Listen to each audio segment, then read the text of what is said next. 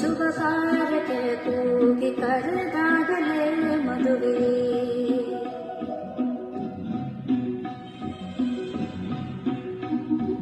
ಸರಿಗಮ ಪದನಿಸ ಊದಿಸಿ ತರ ತರ ಅಡಿಗೆಯ ಮಾಡಿಸಿ ಮಾಂಗಲ್ಯ ಬೆರೆದಾಗ ಗಟ್ಟಿ ಮೇಳ ಬಡಿದಾಗ ಅಕ್ಷತೆಯಲ್ಲೇ ಮದುವೆ.